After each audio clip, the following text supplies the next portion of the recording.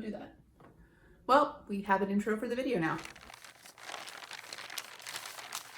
Hello beautiful people, my name is Vendi and at long last I'm bringing you my May wrap up. I only read 6 books last month, however, all of them were a little bit middling, so it's not like I spent too much time on that, and I spent a lot more time doing things that I found more fulfilling to me personally at that time, such as writing my own books, spending time with my family, walking the stage for my graduation for my master's. But because there were 1 or 2 books in this list that I had so much fun with and actually do want to give you guys my thoughts about and sort of log as things I've read and really enjoyed, I might as well give the others their space as well and get this video ready to go. So that's what I'm going to be doing for you guys today. But also because everything is going kind of better now and the books I'm reading are really speaking to me a little bit more, I want to get back to reading those. So I'm going to challenge myself to get this done basically in 1 take if I possibly can. As a certified citizen of Yapsville in running to become the mayor, that might be a little bit hard for me, but we're gonna give it a shot. The first book that I read in the month of May was an arc of Don't Let the Forest In by C.G. Drews. I was approved to read this arc on NetGalley and I'm thankful to the publisher for choosing me for it. Unfortunately, it did not work for me. Don't Let the Forest In follows Andrew, a student at a boarding school who goes there with his best friend Thomas and his twin sister named Dove. Andrew has a lot of social anxiety and he is an artist and a bit of a loner, so he really only kind of hangs out with his sister and Thomas. And he's always sort of felt like the odd one out, like he's the quiet wallflower to Dove's incredible academic smarts and Thomas's incredible visual art skills. All that Andrew really does is write his books and kind of keep away from most people. Doing that keeps the bullying at bay, so he's found it to be a relatively good strategy. However, this year, he's noticed that Dove and Thomas aren't really being friendly toward one another anymore, and he feels himself sort of pulled in multiple directions. And at the same time, Thomas is pulling away from him, which Andrew finds very, very difficult because despite being asexual, he is romantically attracted to and sort of in love with Thomas. However, one night he realizes that Thomas isn't keeping away from him because he just doesn't like him anymore. Thomas is doing this because he has been fighting monsters every single night. Monsters that seem to be the exact same sort that Thomas likes to draw and that Andrew likes to write about. It's one of the things that they bond over. And so Andrew joins Thomas on this monster killing spree and the 2 boys get even closer. But unfortunately, monster hunting at night doesn't really leave much room for being like good students or upright citizens. And as the threat of the monsters sort of encroaches on their personal lives, everything kind of goes from there. If you're familiar with me and my reading taste, I think you can understand why I requested to read Don't Let the Forest In. It has all of the elements that I generally like in a book. I love a spooky forest. I love any sort of LGBT themes, especially in YA literature where characters tend to be finding what their place is in the world and figuring out where they fit into various societies. I feel like that really lends itself to stories of like understanding one's own queerness and finding its place in your life. Also, I just love any sort of queer representation. It's really important to me, and I know it's really important to other queer young readers as well. Don't Let the Forest In also promised really complicated family relationships, such as between Dove and her brother Andrew. And I really love monsters sort of coming in and forcing themselves to be visible in the real world and like exacting a price at like fairy tale logic in a way that doesn't necessarily make sense in the modern, present, contemporary world. I just think the blending of those 2 things is something that's really rich.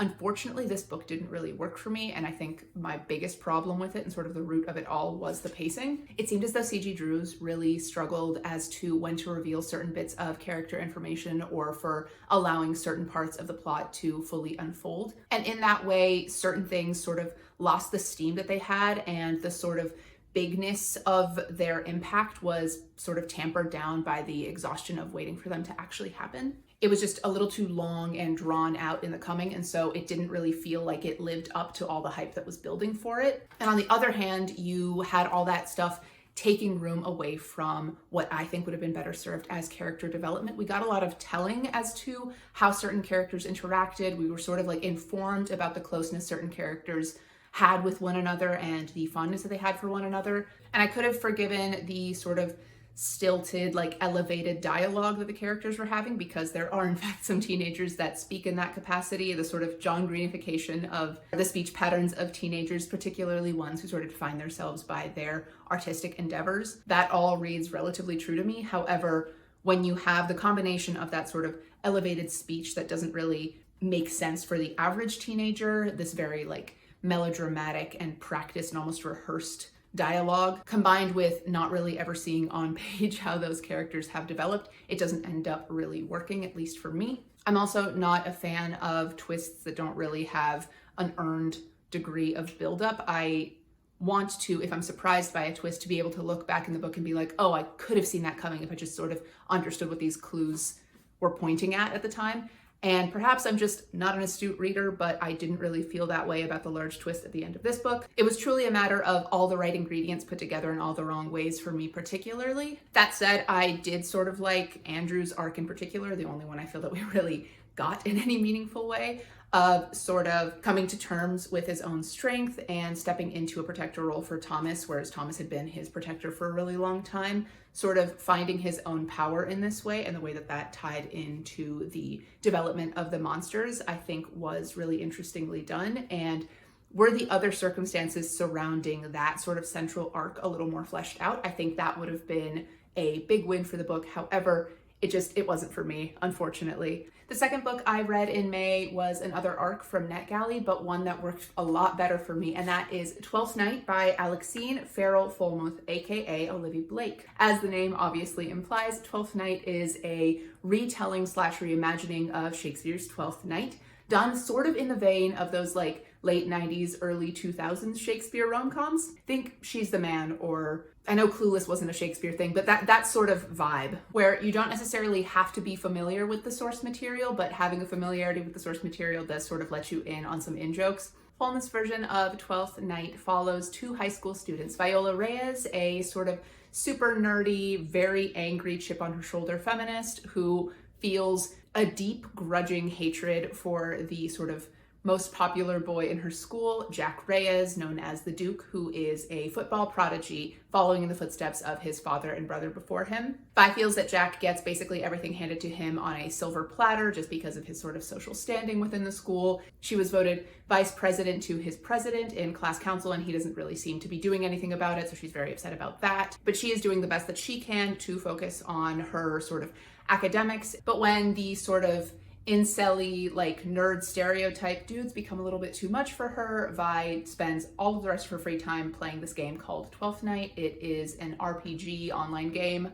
And in this game, in order to avoid the sexism that she feels in most of the circles that she runs in, she just pretends to be a dude. And it works great for her. Nobody questions her intellect or her authority in here because she is by far and away the best player around for the most part. But when Jack tears his ACL during a game and can't play football for a little while, one of his teammates puts him on to Twelfth Night and he starts playing and meets up with Viola's character. She recognizes him and they begin questing together, and after a while, she lets it slip that she knows who he is, and as he's trying to figure out who she is, rather than revealing her identity, she pretends to be her brother. And the two of them end up striking up this friendship in this online space, which sort of begins to bleed into real life. The problem is only Vi knows both of their identities. And then just both of the occurrences that happen in the real life space and the friendship that blooms online over the game Twelfth Night, the two of them begin to fall in love, and it's really fraught, and I think it's just a beautifully modernized take of Shakespeare's story. I love me a good comedy of errors where there are mistaken identities. However, in the actual modern day, so not in the 2000s, but like now in like the 2020s when technology is good, actually, it's increasingly hard to make yourself anonymous in any meaningful way. And one of the few places and avenues to do that is in online spaces where you don't have to use really any facet of yourself to create a persona to be. So in these games, I did enjoy that sort of realism was brought into the story, in that Viola was very much herself still in real life, and she had a lot of that balancing act of how much do I reveal that I know about Jack in real life interactions when he's thinking he's talking to my brother in this online game. I really enjoyed the sort of push and pull that she had there, and the guilt that was associated with that, especially as her feelings for Jack, both in a friendship way and in a romantic way, began to grow. I think for a story like this to work, it has to be set in a high school or with teenagers where there's these sort of like forced communities and forced proximity that happens. And also the prefrontal cortexes aren't fully done growing, because if this was an adult who was hiding her identity and basically catfishing a guy that she was slowly falling for, that would be bad and weird, actually. It's still bad and weird when Vi does it, but I feel like you can forgive it a little bit more when it's a 17-year-old girl just kind of doing her best in a world that has forced her to become prickly to protect herself. I also really liked how sort of effortlessly diverse the story was. Perhaps unsurprisingly, Shakespeare is often very white, and when there are people of color in Shakespeare plays, that's not always done sympathetically or in any sort of non-stereotypical or good way. But that doesn't reflect the modern day of the average American high school. So introducing characters who are queer or people of color and having that just be a facet of their character was something that I really appreciated that Fulmouth did. And I feel that rather than it just being sort of set dressing for how a character is, it also informed the way that they interacted with one another and the attitudes that they had toward the world. The sexism that Vi receives in Nerd Spaces is compounded by her being a woman of color. Jack's attitude of I need to be the person in the room who smiles biggest and makes people feel most at ease makes far more sense when you remember that he is a young black man and how young black men are treated in America and abroad. And then for intersectionalities that can be hidden more often, like being queer but closeted, those sorts of secrets make sense as secrets that one character may or may not want to keep or have a harder time dealing with on a personal level, just in terms of something that is not necessarily a visible marginalization that you have, but one that still very much impacts the way that you and the world interact. But more than anything else, I loved the vibe. I really love those 2000s rom-coms that have those Shakespeare inspirations, and I think that Fulmouth did a great job of bringing that vibe in while also making it updated and sort of more reflective of the world around us, because a lot of those adaptations also startlingly white, incredibly straight, which is crazy for a Shakespeare thing, which just feels inherently queer to me. I absolutely breezed through Twelfth Night, and when I was finished with it, I wanted to pick it up and reread it again. I just didn't really have time. It was fast-paced, the writing was punchy and voicey and such a breeze to get through, and it never allowed being fun to get in the way of saying certain things that were important. It never let that get in the way of telling a vivid and just beautiful and really fun story. As these books were both arcs, I will have their release dates floating somewhere around my head as well as in the description box below, so that if they sound interesting to you, you can pick them up when the time comes. And then I broke every single reading rule I had set for myself at the beginning of this year. All that I read in the rest of the month of May were audiobooks off of Libby for books that I do not actually own. So I was not able to remove them from my sort of owned TBR. Listen, it was that kind of month, and I will leave it at that. First audiobook that I finished in the month of May was The Solace of Sharp Claws, which is the sequel to a book that I read the previous month, The Longing of Lone Wolves, by Lana Praherchik. These books are about werewolf shifters in a sort of post-apocalyptic future Earth that happens after the fallout of a sort of nuclear disaster, and the remnants of humanity have sort of gone through certain mutations that give them more animal-like qualities from this source of magic that they call the Well. The Well has chosen 12 sort of blessed guardians to protect it and the rest of humanity and sort of the fate of the Earth, because the entities that caused the nuclear fallout in the first place, sort of in our present day, have found a way into this sort of future Earth as well and intend to basically get the job done, to finish the actual apocalypse and basically rule whatever is remaining afterward, which proves very interesting as certain people, women pretty much exclusively at this point, from our modern day who have something to do with the nuclear fallout of yesteryear are beginning to wake up, and they find that these guardians are somehow their well-blessed mates, sort of their fated partners within this new world, and now they are tasked to use their magic to save the world from the threat that they sort of inadvertently were a part of creating in the first place. This proves to be exceptionally difficult for our male lead, Thorn, who, after being really jaded by being basically abandoned by his father and having his mother get killed, is not a particularly big fan of humans. So when he finds feisty and lovable and good head on her shoulders Laurel, he is very much against falling for her in any capacity, particularly after he overhears her talking to another human woman, her very close friend from back in the day, saying that she doesn't want to be in love with a monster, an animal, a shifter like him.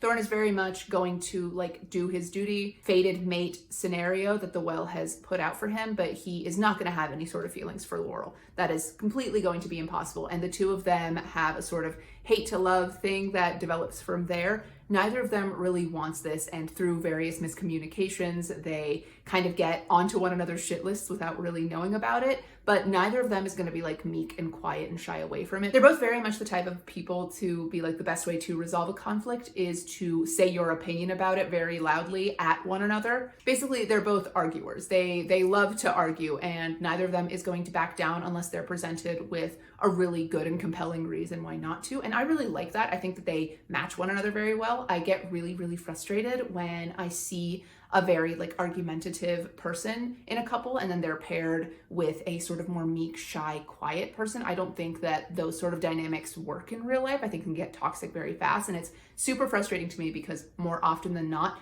the shy, meek one tends to be the like female partner in the relationship, and like heterosexual relationships presented this way. And that to me is just very, it makes me uncomfortable. I don't love that dynamic, especially in that sort of way. But Laurel does her very best to hold her own. Back before the apocalypse, she was a fitness instructor, and she was really proud of her very strong physique and the way that she helped train other women to make themselves strong and prevent themselves from being attacked, or in the event that they were attacked, to be able to better fight back and sort of empower themselves through making their bodies strong. So seeing her grow into those powers and rekindle that love of empowerment for herself and want to spread that out as well was really great to read about. I also enjoy that in this series, there seems to be like an overarching plot that's happening on top of all of the couples kind of getting together. And it's still very much romantasy, where it's like if you poke at it too hard, it kind of falls apart. But if you don't poke at it that hard, then it all kind of makes sense. You just need to suspend your disbelief a little bit. And more than anything, you are mostly here for the romances. So I didn't really find that distracting or off-putting anyway. I'm having a lot of fun with the series. I will be continuing with it. The next book I read was Pretty Dead Queens by Alexa Dunn. This book follows a young high school girl named Cecilia who, after her mother passes away from cancer, ends up moving in with her superstar bestseller mystery writer of a grandmother named Maura Weston. As I said, Maura writes mystery books and they're sort of famous worldwide, and the sales of these books and her general success have basically made her the financial and like social backbone of this small town. And her first book that was sort of like a breakaway success that sort of paved the foundation for the rest of her career was based on a true crime story that happened in her town while she herself was in high school. One of Maura's best friends growing up, Caroline, was basically voted homecoming queen, and that very night she was found murdered in the pool, basically stabbed in the back, wearing her homecoming dress. And though that case was resolved all those years ago, Maura ended up writing about it and became the bestseller that she is today. In the present timeline, Cecilia basically just wants to get her high school life finished and over and done with and sort of just move on from the grief of her mother's passing. But when people find out that she is Maura's granddaughter, she is sort of welcomed with open arms into this sort of like most popular kids in school clique. They sort of take her under their wing, and Cecilia, though being kind of on the outside because she's brand new, begins to heal from the sort of big trauma that happened to her. That is until one of her new friends on the night of their homecoming is found murdered in the same way that Maura's friend was back in the day, and the way that is written about in Maura's book. And the story kind of goes from there. Now, I have a little bit of a hard time sort of pinning down an exact genre for this story, because while there are sort of two mysteries that Cecilia ends up trying to resolve, both the thing that happened to her friend in the present, and then also, as more questions get brought up, the situation that happened with her grandmother's friend in the past, what I feel that the story's main sort of central tenet really is Cecilia's sort of internal journey of dealing with her grief, or rather not dealing with it at first, in an attempt to sort of make some sense of the senseless death of her mother, because all illness is senseless and there isn't really like a why about it. People just die and it's tragic and that sort of thing happens. Cecilia is holding on for dear life to the idea of like, no, this murder that happened to my new friend, there was a reason behind it. And if I can just sort of figure it out, then things will be better. And in this sort of single-minded drive to figure this out, she ends up doing some things that end up hurting a lot of people. And I feel like that being sort of at the heart of the story, like a teenage girl kind of stumbling into some things, but mostly like going full steam ahead and kind of not caring what gets in the way of her truth, of the truth that she is seeking, is just a really compelling thing, and like a really realistic depiction of grief and the sort of senselessness that causes it and the sort of human drive to find out why, even when a why isn't available. Like, that really resonated with me and hit home in a very realistic way. And I really enjoyed seeing how that interplayed with the sort of small town setting where, though everybody's favorite pastime seems to be like talking about other people's gossip, everyone wants their own secrets kept under lock and key, which of course makes them not exactly friendly to a teenage girl from the outside of their community kind of poking her nose into things. As a person who grew up around small towns, but always felt like I was one of the outsiders kind of looking in for reasons of being neurodivergent, for reasons of being an immigrant, and for reasons of being like a recent transplant to the area, I very much understand that point of view and the sort of like objectivity it gives you for like the norms and mores that other people who are from the small town and who are like raised in it kind of see as like what's normal and what's standard. And sort of when you are from the outside looking in at those sorts of things, you are more easily able to pinpoint like, that's weird. That thing that you guys do and have normalized, that's a weird thing that you do and it needs to be dismantled. But nobody loves to dismantle their traditions. I also really enjoyed the discussion of wealth disparity and climate change and how those impact small town communities in a very specific way, because while there is some wealth disparity, it's usually like it's truly like the 1% versus the 99%, and it becomes so visible in a small town setting. I really enjoyed that Alexa Dunn brought the setting in as a character of its own, that the actions, or rather the inactions of some of these more like wealthy elite people end up having serious and disastrous consequences to the longevity of the setting itself, where people have lived their whole lives but now can't anymore because of the increases of gentrification and also the literal physical damage, in this case coastal erosion, happening that makes it literally unlivable for other people who just may not have been as wealthy but have been here just as long as the wealthy people, if not longer. I really enjoyed that commentary, not only as a sort of backdrop for all of the sort of mystery stuff to be going on and as character information about the people who are from this small town, but also as like a metaphor for Cecilia's inner turmoil about things that once lost can't necessarily be regained. There is a lot going on with the two mysteries, with the sort of social commentary talking about small towns, with Cecilia's internal arc, and I feel that Alexa Dunn did a really good job of not wasting page space. She very much did not put anything on page that was not useful in 2 or even 3 ways. Every scene was doing kind of double duty. I also really enjoyed that we were following Cecilia and that the point of the story was her grief arc more than anything else, and that she was using these other things as sort of a reason to at first avoid and then confront her own emotional turmoil about the passing of her mother. I think that was really important, and I really enjoyed that she was a sweet protagonist. For this story in particular, I think having her be the sort of moral center and the sort of one with level head on her shoulders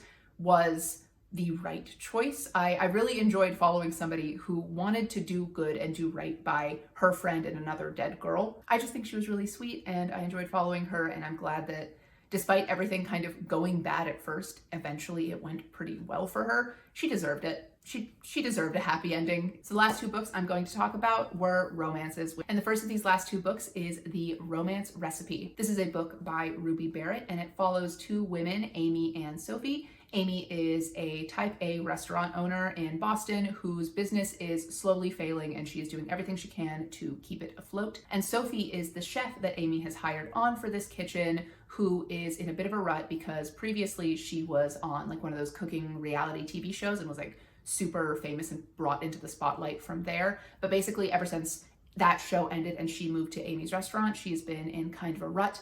And Amy thinks the rut is because she's incredibly attracted to Sophie, but Sophie's straight because on the show, Sophie seemed to be in a relationship with a dude that was going really well. They were engaged and then that engagement broke off. But the reason that the engagement broke off is because Sophie realized that she was bi and her partner at the time did not necessarily take it well. So these 2 women have a tremendous like amount of mutual attraction for one another, but like the way that they behave is very idiots in love. So they're constantly butting heads, even though they both have the same common goal of making this restaurant succeed. And it seems even when they sort of get their shit together that there is no way that they're going to be able to balance these books until one of Sophie's old contacts in the industry lets her know that he is doing a new reality cooking show, one that will be featuring restaurants, and the 2 of them hope, if they can get on this show, that they can generate enough buzz for the restaurant to sort of stay afloat. And during this sort of working together time, which begins grudging, but then eventually grows into really companionable, and then even something a little bit more than that. The two of them realize that they don't just want to be friends, that they want to explore whatever this is going on between them, and it gets a little bit steamy, and it's really, really sweet. I thought the romance recipe was just kind of okay, and that might be because I'm currently reading Ashley Herring Blake's Astrid Parker Doesn't Fail, and it follows a sort of similar premise. I think that relationship is being done a little bit better. I think that Amy and Sophie's relationship was done fairly well. I believe the chemistry between them. I believed their individual struggles that they were both overcoming. I think it was really interesting to explore Sophie's particular journey of being in the limelight and having to sort of choose to get back into it, especially as a person who was sort of lambasted on the internet after her previous sort of endeavor of being in the public eye. And for Amy's part, the sort of familial issues that she had to sort of deal with and overcome and sort of lean more into her found family and the people who care about her more tremendously and deeply and know her better than her blood family ever could. That was really sweet. It just didn't hit me the way that books like this sometimes can. It was still very fun. I still had a lot of fun with it. I thought that the romance between the two was nice and fun to follow. It just didn't click and resonate with me personally. And it might just be because the book that I read after it did click with me in a way that I really did enjoy, more so than I expected for this book. That the romance recipe might just feel more middling because it was followed up by something that wowed me so much. So I really can't hold that against it. If it sounds interesting to you, give it a shot. But I definitely recommend you give the final book that I read in May a shot, and that is Funny Story by Emily Henry. This is her most recent release and my first Emily Henry book that I have ever read, and I found that I really, really enjoyed this one. I feel like Emily Henry is a big enough author that regardless of where on the bookish internet you fall, you've heard of her work. So it's more likely than not that you've heard about what Funny Story is about. But in case you haven't heard about it, the book follows Daphne, a woman who recently had her engagement ended when her fiance ended up cheating on her and realizing that he was in love with his childhood best friend, who he told Daphne nothing had ever gone on with. Peter sort of reevaluated his relationship with Daphne, dumped her, kicked her out of their house that he basically had moved her into in a state that she was kind of unfamiliar with and relatively new to. And Daphne is basically sort of left with nowhere to go. Nowhere to go except for the apartment of a man named Miles, who happens to be the ex-boyfriend of Petra of cheating with Peter notoriety. Daphne and Miles are sort of just quiet, grieving roommates with one another, but when the two of them find out via social media that Peter and Petra are now actually engaged to be married, the two of them get drunk, get mad together. They figure that the best revenge that they could absolutely do is to RSVP yes to this wedding, because obviously Peter and Petra don't want them there, and to pretend to be dating one another in order to convince Peter and Petra to kind of be jealous and reevaluate the whole thing and get back with their original partners, as it were. And because this is a romance novel, you can probably figure out that Miles and Daphne take to fake dating like a fish to water. It actually ends up working really, really well for them, and the story kind of goes from there. I really enjoyed Funny Story. I don't know why I thought I might not. Maybe it's because no Emily Henry book had a premise that sort of called to me up until this one. But as I have recently found out personally, that woman can execute on a premise that she puts out with great aplomb. I think she delivered absolutely to the sort of forced proximity and fake dating tropes in a way that didn't feel outside of the limits of possibility for the world that she set up in this book. The sort of slow build of Daphne and Miles' relationship, and Daphne falling in love not just with Miles, but with the city that while she was dating Peter, she never really had a chance to fall in love with, because all of their friends were Peter's friends, because he basically moved her to his hometown. All of the stuff that she was doing was stuff that Peter introduced her to, and all these things feel forbidden to her now. So not only getting to fall in love with Miles, but fall in love with Miles's view of the city, and then find her own view of the city as well, and her own friends and friend groups and community was really, really sweet and important to see. I also enjoy that these weren't people in their early 20s. These were established adults with established adult problems, which increasingly is a thing I like to read about. I always sort of like to read up. It feels a little aspirational, because when I feel I don't know what I'm doing, it's nice to see that 30-somethings, 40-somethings also don't know what they're doing. It's a comfort for me. I like that neither Miles nor Daphne were perfect themselves. They both each had a lot of flaws, not just caused by the grieving that each of them are doing for their relationships, but like deep personal character flaws that they also need to work in order to kind of make their relationship work and also be happier as individuals themselves. I'm kind of over the idea that like the only flaws a character's allowed to have is because they're heartbroken or grief-stricken or whatever. Like, no, let them be messy outside of the grief as well. I think that is far more realistic, and seeing people fall in love despite those flaws kind of being on full display is maybe more humanizing and interesting to me than the other way around. It was interesting to see the way that the two of them dealt with or didn't deal with their respective breakups in particular ways. The differences between Miles and Daphne are also really interesting. They make for a very, I think, healthy relationship dynamic, but it takes them each kind of a while to get there. And I'm glad that it's not like a married at first sight type of thing where the moment they start this, there's like that immediate attraction, and then also they immediately get married and jump straight into this new sort of all-consuming relationship. I think it was really important for them to both to allow this thing to build organically. And I don't know, I think it was a really sweet book. I might actually read more Emily Henry. I'll see if I can like revisit the premises of some of her other stuff and see if any of them call to me as well, because I feel the way that she delivered on this premise just worked for me so well that I kind of believe probably she'll do well for the other books as well. Say well literally one more time, Betty. But seeing as that was the last book that I read in May, and seeing as some of these books, you know who you are, resisted me actually filming their reviews, I spent a lot more time on this than I hoped for, so I am going to end this video here. Thank you so much for watching. If you like this video, please leave it a thumbs up, and if you like me, maybe consider subscribing to my channels. I do my best to post videos every Thursday, and I'd love to have you join my little bookish family. Comment down below what your favorite Emily Henry book is, because I am interested in getting to some more of those, and I'll see if there's one that sticks out above the rest for my next foray into her writing. But if leaving a full-length comment is too much, I totally get it. Go ahead and leave me a crown emoji for Pretty Dead Queens. But regardless, that is it for me. Thank you again so much for watching, and I'll see you with the next video very soon. Goodbye.